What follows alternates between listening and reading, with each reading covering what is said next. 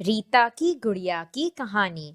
हम सब के पास एक पसंदीदा खिलौना होता है। तो आज हम बच्चों को रीता की सबसे प्रिय गुड़िया के बारे में एक कहानी सुनाएंगे और फिर उनसे कुछ सरल प्रश्न पूछेंगे। रीता की गुड़िया। रीता सो रही थी।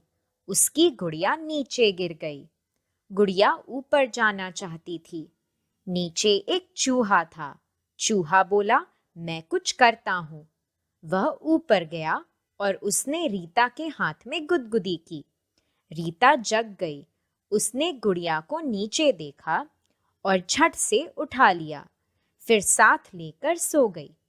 आइए हम कहानी को दोबारा सुनते हैं। रीता की गुड़िया। रीता सो रही थी। उसकी गुड़िया नीचे गिर गई। गुड़िया ऊपर जाना चाहती थी। नीचे एक चूहा था। चूहा बोला, मैं कुछ करता हूँ। वह ऊपर गया और उसने रीता के हाथ में गुदगुदी की। रीता जग गई। उसने गुड़िया को नीचे देखा और झट से उठा लिया, फिर साथ लेकर सो गई।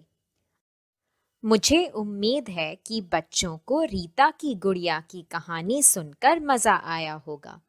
अब समय है बच्चों से कहानी के बारे में कुछ सरल प्रश्न पूछने का। बच्चों को मौखिक रूप से उनके उत्तर देने के लिए प्रोत्साहित कीजिए और वाक्यों को पूरा करने में आप उनकी सहायता भी कर सकते हैं। पहला प्रश्न, रीता की गुड़िया कहाँ गिर गई?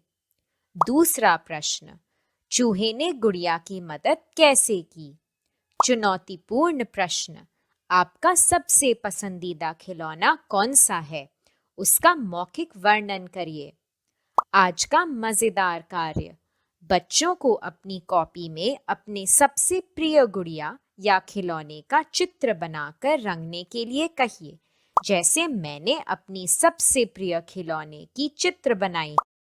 बच्चों के मौखिक विवरण का वीडियो और खिलौने की चित्र की तस्वीर लेकर हमें व्हाट्सएप ग्रुप पर भेज दीजिए।